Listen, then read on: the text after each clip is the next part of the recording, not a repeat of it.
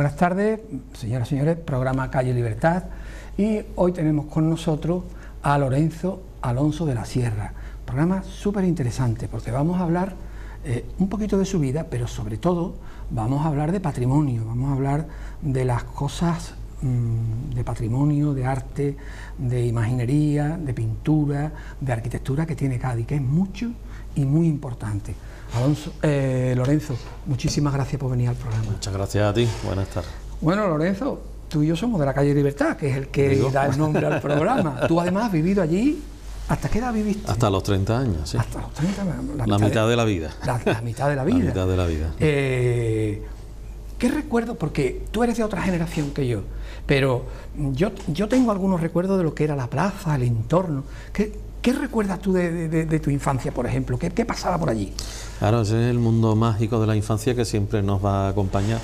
Yo recuerdo todo, me acuerdo mucho de los gatos de la azotea de la plaza, que nos pasábamos horas allí viéndolos jugar, porque vivíamos en el segundo. De los atunes, cuando llegaban los atunes. No me acordaba yo de eso. Que los desembarcaban, los arrastraban con los ganchos. Cuando había corridas de toro y vendían la carne de toro, que la gente hacía cola. Las colas. Horas y horas y horas. Eso no me acordaba. Y después todas las tiendas de allí, los bares, el bullicio. El bullicio, la plaza. El pescado, ¿verdad? Siempre en ebullición. De ella hacer los mandados, de esto, que el niño vete por esto, vete por lo otro. A mí a veces mi madre me llevaba a comprar y me enseñaba cosas. ¿Era tu caso? O a lo mejor no. Sí, yo acompañaba a mi madre muchas veces a la plaza, de escuchar la campana del hospitalito, la campana de la plaza. De la plaza que era la 1. Exactamente, que ya la 1. Vamos a hacer la comida. Los horarios eran muy diferentes ahora también. Muy diferentes. Comíamos mucho más temprano. Entonces, viviste allí, como hemos dicho, ¿y a qué colegio fuiste tú de pequeño, Lorenzo? Yo fui a Salesiano toda la infancia. Toda la primaria y el bachillerato. Tú y tus hermanos quizás, ¿no? ¿O tu hermano No, mi hermano Juan? Antonio, mi hermano Juan no, mi hermano Juan estudió en el seminario. Juan estudió en el seminario. En el Columela y en el seminario. Y después en el Columela. Y entonces tú estuviste en Salesiano y entonces empezaba el bachillerato a los 11 o 12 años. A los 11 años, era un crío de todo. Convivíamos con chavales de bachillerato ya. Sí, allí era mucho la FP. Yo tengo muy buen recuerdo. ¿Tienes buen recuerdo? Sí. Yo la verdad que, hombre, no me gustaba ir al colegio. Después me dediqué a la enseñanza, pero si me lo dicen de chico me cojo un disgusto porque no. La verdad que no me gustaba mucho, pero no me gustaba por el hecho de ir, pero que el colegio yo guardo muy buen recuerdo. ¿No? ¿Algún todo. Profesor en especial que te influyera, Lorenzo? ¿O en general fue...? Bueno, todos los curas eran muy agradables, muy encantadores, yo siempre los recuerdo. Y algún profesor, por ejemplo Josefina Junquera, me dio clases de literatura. Y era una persona de esas personas que te embelezaban, era todo muy crío, y ella te hablaba y nos quedábamos todos así como muy fascinados. Sí. Porque es una persona que habla muy bien y domina muy bien, además muy culta. A mí siempre me ha gustado mucho la literatura. Sí. Y claro, era un crío de todo y te hablaban de esas cosas y te quedabas ahí fascinado. El padre Antón, que también es una persona fundamental, vamos, por lo menos para mí. Y el tema del arte entonces, Lorenzo, ¿cuándo lo vas fraguando tú? El tema de dedicarte, porque tú hiciste historia del arte, finalmente. Historia del arte, sí. ¿Cómo va surgiendo? ¿O es ya al final cuando...? No, yo lo tenía muy claro. Yo de chico, o sea, las matemáticas todavía es el día de hoy que no tengo que hacer las cuentas con los dedos así. O sea, que yo no sé cómo las aprobé, vamos, eso es mérito de los profesores, pero siempre me gustó mucho la historia y el arte, y sobre todo una persona fundamental en mi vida que es mi madre. Sí. Mi madre es una persona con mucha sensibilidad. Yo me acuerdo que de chico nos llevaba a ver los Zurbaranes, no era de Cádiz, pero adoraba Cádiz. Gaditanizada. Padre, exactamente. Y le gustaba mucho el arte, una persona muy sensible, muy inquieta, y eso yo creo que es fundamental. Te despierta. Hombre, tienes que llevar un interés dentro. Claro. Pero evidentemente a mí me ha gustado siempre mucho, tenía muy claro que era lo que me hacer, gustaba, ¿no? exactamente. Y entonces decides, una vez que haces SCOU, ya decides... Primero había que hacer historia en aquel momento. Había que hacer geografía e historia. Geografía e historia 3 años. Que eran las comunes, Las comunes aquí en Cádiz, y después ya me fui a Sevilla a hacer historia del arte los 2 años. ¿Sevilla te gustó también? Hombre, la experiencia. Sevilla la adoro.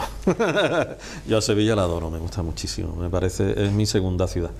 porque yo creo que Cádiz y Sevilla se complementan. Sí, totalmente. Son, como decía, las dos mitades del mundo. Sí, no sé quién decía que el mundo se divide en dos partes. Villalón, creo que era el poeta, de Sevilla y Cádiz, y es verdad, Sevilla y Cádiz, es que es verdad, porque son las dos mitades que se complementan perfectamente, exactamente. Rural, la otra, unas más gamberras, otras más... Pero yo creo que sí, que al margen de bromas y demás, Sevilla y Cádiz son dos... ¿Y por dónde viviste tú, Lorenzo, en aquella época? Yo viví, sobre todo donde más estuve fue en la calle Águila. En la calle Águila. Enfrente del convento de Santa María de Jesús. Sí. Sitio muy bonito, muy castizo. Muy bonito. Allí iba la gente a ver a San Pancracio los lunes. San Pancracio. Pero, ¿tu facultad estaba en la Facultad de Historia? Sí, en la fábrica de tabaco. En la fábrica de tabaco, entonces es la misma. Sí, un sitio muy bueno, además que tenía un truco muy bueno, porque en los terrores del calor de Sevilla ya hay una temperatura espléndida. Sí. En esos patios está muy bien. Esas salas, ese edificio esos patios, tan bonito. Ese edificio extraordinario. Sí. Bueno, y ya luego has sido profesor durante un montón de años, ¿no? Sí, primero trabajé en Cultura, unos años, en la Delegación de Cultura, y después ya hice la oposición y ya trabajé, muchos años. Un montón de años. ¿Te gustó? Casi 30, ¿Te gustó? Encantado. No, me ha gustado, me ha encantado. Yo siempre he disfrutado. Yo siempre digo que nunca he ido, hombre, prefería quedarme en mi casa, como es lógico, pero yo nunca he ido con desagrado a trabajar. Me ha gustado mucho, ha sido un privilegio en ese sentido. Yo también, a mí me ha pasado eso. Y Lorenzo, el alumnado, ya notarías que iba cambiando, pero en tu centro nunca fue malo del todo, ¿verdad? ¿O sí, al final? Yo creo que la gente, vamos a ver, mi alumnado es muy variado. Yo he dado FP, me gustaban mucho los alumnos de FP. Después he dado bachillerato, secundaria, la secundaria pura y dura, pero las personas, las circunstancias cambian, pero las personas, yo he llegado a la conclusión de que en su inmensa mayoría son buenas. Las personas son buenas, entonces, bueno, pues cada uno es diferente, tiene unas circunstancias, tienes que molestarte en comprender un poco. Hay personas que son muy difíciles, pero bueno, yo creo que ha sido muy atractivo. Al final te olvidas de tus asignaturas. Y el factor humano es el más importante. Y bueno, yo siempre se lo digo a mis alumnos. Yo intento que aprendan, pero yo aprendí mucho de ellos, muchísimo. Es verdad. Muchísimo. Lorenzo, y luego tienes tú una producción, o sea, tienes una cantidad de publicaciones. ¿Estuviste en contacto con la facultad o lo hiciste, todas estas publicaciones los tienes por tu cuenta? No, yo lo he hecho por mi cuenta. Bueno, conozco a personas, tengo muy buenos amigos en varias universidades. Conozco a muchos, ya voy siendo viejo, pero a profesores de la Facultad de Sevilla, de México, de Granada, de muchos sitios. Y la verdad que tengo muy buena relación. Sin haber estado en la universidad, pues me he movido mucho, he dado cursos de doctorado, he hecho muchas cosas.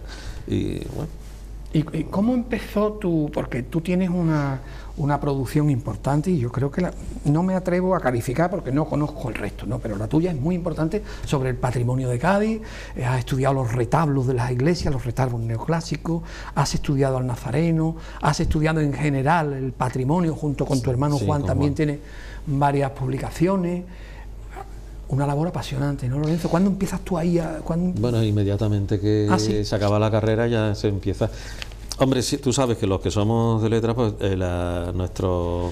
Hombre, te puede interesar la enseñanza solamente, pues te dedicas a ahondar en eso.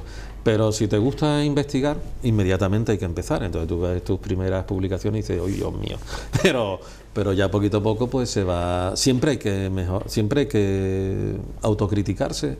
Entonces, bueno, pues afortunadamente se van creciendo las publicaciones sobre Cádiz, que es lo que nos interesa, fundamentalmente sobre el arte en general, pero evidentemente hay que especializarse, porque si no... Lorenzo, tendrías que meterte en parroquias, me imagino, para ver los archivos de las parroquias. Yo tanto para la tesina como para la tesis, una fue del retablo de la última fase y ya la otra, el retablo en general, de la Edad Moderna, pues tuve que meterme en todos los archivos, las hermandades. La verdad que mantengo muy buena relación con muchísimos párrocos, muchísimos religiosos y religiosas, y siempre han sido encantadores conmigo. Ahí no tengo la menor queja, la verdad. Y y bueno, tú entrabas allí en el archivo, ¿qué hacías? O sea, bueno, es que aquellos tiempos eran tiempos un poco heroicos, a veces te metías en sitios que tú decías, Dios mío. Bueno, al final acabé cogiéndole alergia a los ácaros, porque... claro. Aquello era, yo cuando veo ahora los archivos que están tan maravillosos, tan bien, claro, algunos sí, pero otros no, tú levantabas una página y decías, ay Dios mío, o no sabías, pero bueno, yo siempre pienso que ha habido personas en todas las iglesias, en todas las instituciones, que han cuidado y que han salvaguardado con mucho cariño, porque estas cosas están cargadas de mucho cariño, el patrimonio documental, y bueno, en ese sentido tampoco ha habido tanto problema, ¿no? No ha habido, hombre, a veces hay problemas, tampoco es un camino de rosas, pero sinceramente yo recuerdo mis años de investigador duro y disfrutaba muchísimo yendo a los archivos, porque tú vas a buscar, yo ya ahora cuando tengo un alumno que me dice voy a buscar esto, digo no, olvídate, digo, porque te vas a encontrar todo lo que no esperas encontrar, y es tan atractivo cuando tú abres un documento y lees esto y dices, ay Dios mío, esto es de fulanito, como o te encaja algo de lo que pensaba, o no, o te sorprende y te quedas así, pero es un tema que te tiene que emocionar. Hombre, entonces la tesina la hiciste, Lorenzo, sobre de retablo neoclásico. El retablo neoclásico gaditano. En Cádiz. En Cádiz. ¿Y la tesis? Del retablo en Cádiz durante la Edad Moderna. La Edad Moderna. Toda la Edad Moderna. Vale.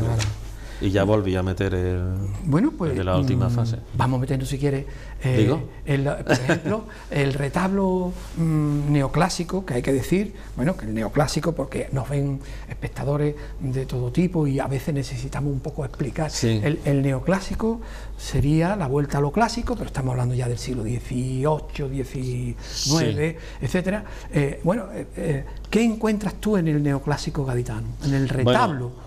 Sí, en el retablo y en general. Claro, las obras artísticas siempre son un reflejo de una sociedad, evidentemente. Entonces, hombre, hay algunas que son circunstanciales, ¿no? Por una determinada circunstancia que puede ser personal, ¿no? Yo a lo mejor le encargo algo a Velázquez y lo dejo en esta iglesia. Sí. Pero normalmente todo responde a un ambiente general. Social. Entonces, era muy seductora la idea. Ahora, habría que hablar más del retablo de la época de la Ilustración, del retablo academicista.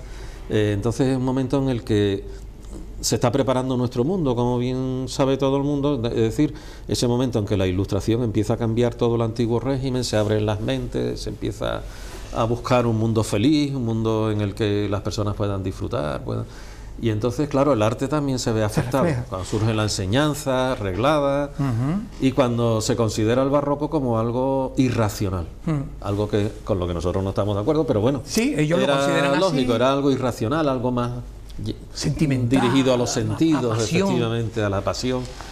Y claro, eso también da lugar a la manipulación, ¿no? Porque claro, tanto sobre los poderes, digamos, los estamentos privilegiados, pues lo utilizaban también como un arma para seducir. Claro. Entonces se lleva ese arte que tiene un carácter, entre comillas, revolucionario, un arte de cambio, pero que Cádiz es una ciudad muy avanzada en ese momento. Entonces es una ciudad abierta al mundo, un gran puerto, y donde viene gente de todos los sitios.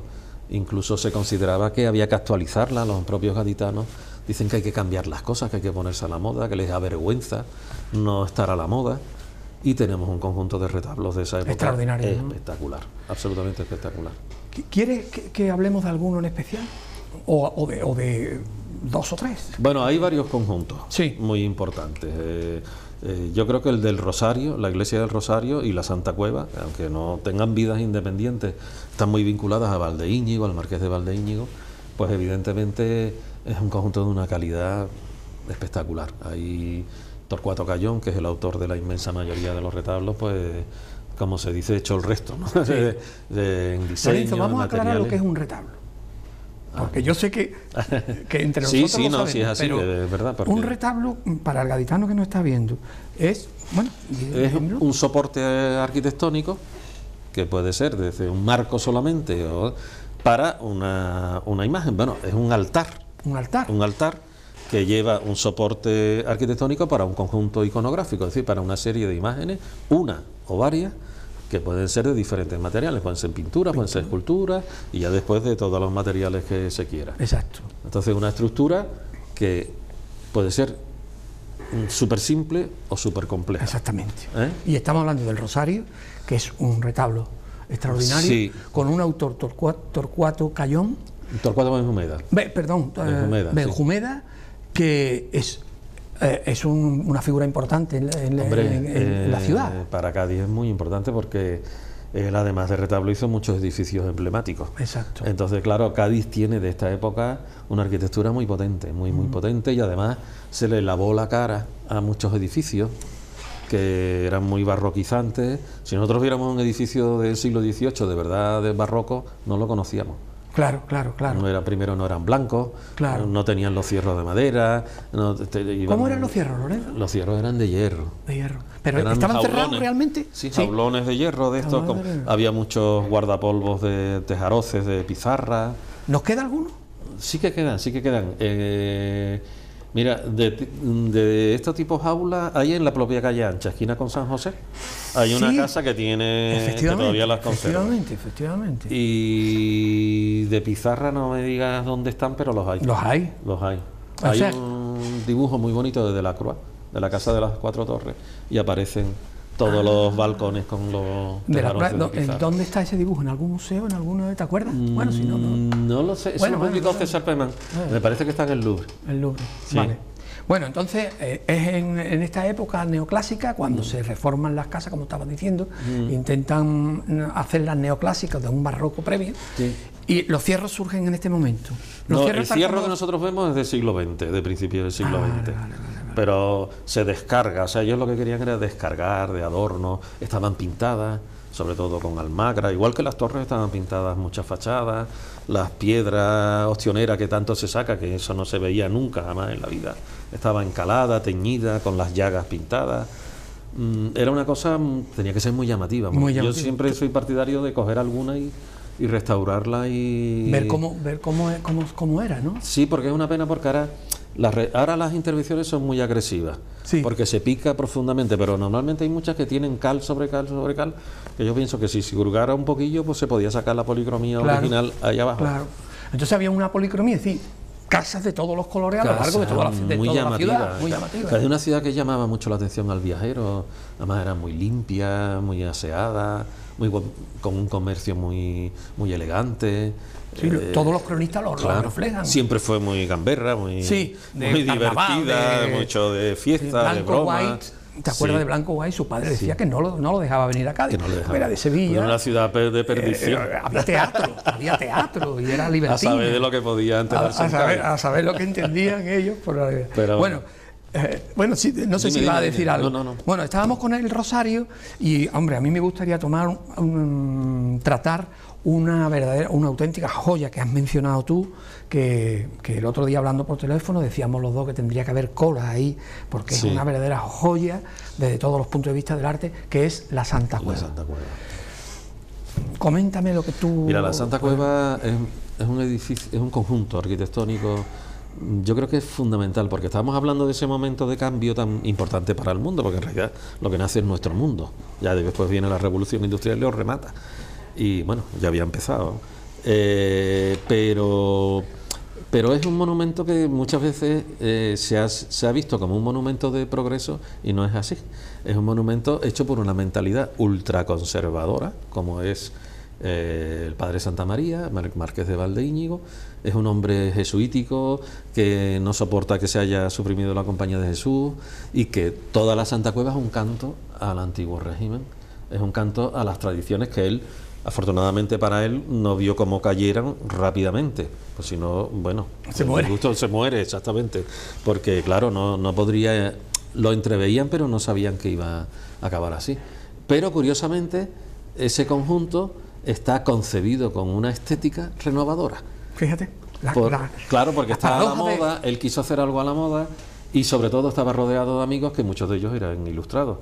Y evidentemente la intervención de Goya, que era un hombre ilustrado clarísimamente y sus pinturas son jansenizantes y claro, eso está como el agua, y también hay como un pulso ahí frente a la monarquía.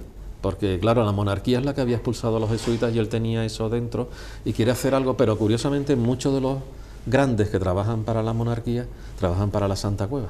y digamos que un poco el que remata este conjunto es Haydn. Sí, el músico. Exactamente. Que bueno, lo importante también, Goya viene a Cádiz porque viene a ver a su, me parece que es en esa época, sí, viene a ver a su doctor Sebastián Martínez. Sebastián Martínez, su amigo. Que hay una pintura en Nueva York sobre Sebastián Martínez. Y pinta expresamente, ¿no? No, parece ser que no. Él que vino 2 veces a Cádiz. Vale. Una vez vino porque estaba enfermo de la sordera, ¿Sí? No se sabe exactamente qué enfermedad es la que tenía, y Sebastián Martínez, por lo visto, le recomendó médicos de Cádiz. Vale. Y las pinturas de la Santa Cueva, por lo visto, se hicieron en Madrid, las envió de Madrid.